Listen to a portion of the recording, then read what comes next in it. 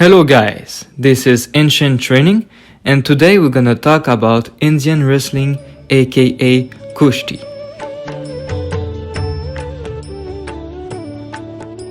Kushti is an ancient traditional sport that is very popular in India. It looks like the type of wrestling we see in the Olympic, but is not exactly the same. The match occurs in the sand rather than in a mat. Indian wrestlers train in what they call an akala. It is a sort of a gym. The akala is aesthetic and the environment look harmonious to support peace and tranquility. They use what they call sacred geometry to create the akala. The wrestler who train in an akala dedicate his whole life to wrestling. He might even have quit his family from an early age. Sometimes the wrestler is born in a poor family, and if the wrestler cannot buy enough food, other wrestlers in the akala will help. They see themselves as brothers and help each other. Indian wrestler has to follow a strict regimen that might vary from one akara to another one, and sometimes is modified according to the modern circumstances. But the general idea stays the same. A traditional routine will look like this. Wake up before sunrise. After that they take care of their hygiene. They take a bath and brush their teeth, etc. After they have their training for 2 to 3 hours. After they might sleep, eat, going to work, doing some homework, or see their family. After they have their second training at 4 o'clock in the evening. And finally they will eat and sleep before sunset. Now let's talk about their diet. It has been said that a wrestler should wait 2 hours before eating after their training, even though some of them only wait 30 minutes. Their diet is based on Ayurveda. It is the medicinal science that has been there since the ancient time in India. So it is based on the three gunas. It is sattva, rajas and tamas. So sattva means light. It means pure, calm and a state of mind that support tranquility. Rajas means passionate and action. It is a state of mind that support action. And finally tamas means darkness. It means lethargy and also dullness. So this state of mind is when the body recuperates, sleep, etc. Since wrestling is considered to aggravate the rajas nature in the body, they should eat sattvic food to cool the body, especially during the summer. Usually after their training, they will make almond milk, also known as badam ragda. Their main diet consists of cereal, seasonal vegetable, legumes, nuts, and fruits. More specifically, almond, ghee aka clarified butter, chickpeas, milk are usually consumed in high quantity for muscle mass and strength. Before sleeping, they drink a huge quantity of milk, ghee with ashwagandha. Most of the wrestlers are vegetarian, even though some of them eat meat for health purposes. They adapt their diet according to the season. For example, they eat more heavy or heating food in the winter and more light and cooling food in the summer. Also, wrestlers traditionally cook their own food or make sure it is cooked by someone they know because it is believed that the state of mind in which the food was made can influence the mind in which the one eat.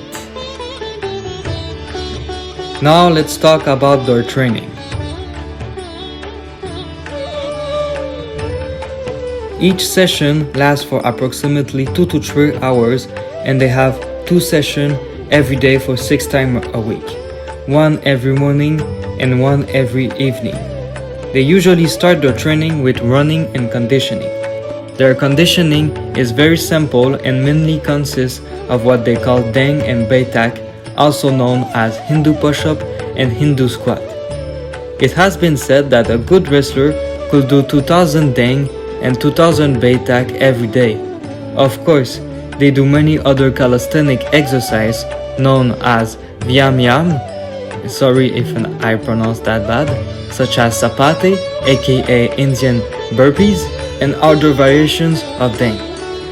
They also dig a pit, do some jumping exercises, neck bridges, climbing a thick rope, running with weight, and acrobatic.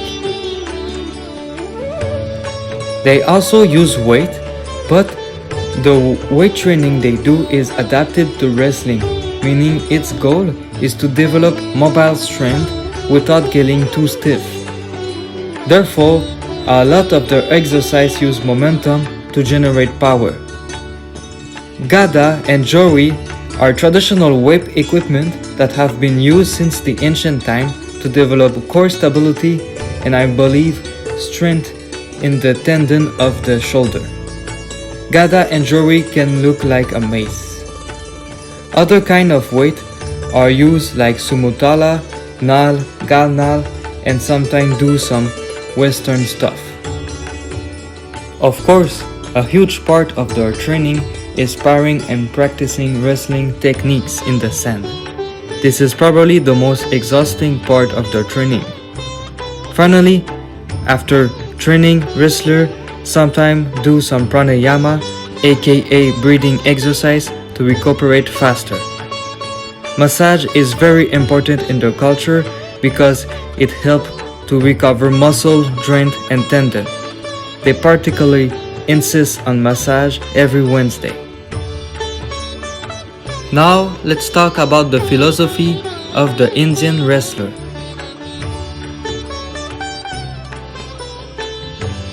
Indian wrestlers do not dissociate the mind from the body. The regimen is not only a physical training, but a lifestyle, a way to become a better human being by being free from ego. With discipline, the wrestler becomes ethical and virtuous. The wrestler is considered as a model of pure behavior and give to the world with selflessness. As you may know, yoga is very popular in India, and Kushti could be considered as a form of yoga in a spiritual practice. It has been said, through the development of strength, one can achieve self-realization. Talking of spirituality, an important figure or divinity in any akala is Hanuman. He is considered as a powerful and masculine symbol and represents self-control. In their culture, wrestlers shall not dwell on sensual pleasure and worldly gratifications. He should be righteous and have control over his thoughts. Indeed, the meaning of a strong man does not only refer to the physical body but also to the mind, meaning he should be also morally strong. Another important figure is the great Gama, who was a world heavyweight champion in the 1910, and he is also considered to be the greatest wrestler of all time. Even Bruce Lee was amazed by his strength that he employed some of his exercise such as the Baitak. Some said that Gama did 3000 Deng and 5000 Baitak every day within only 45 minutes in his prime. So that's it, guys. This is the end of the video. Thank you for watching. I hope you like it and I will see you in another video. Ciao.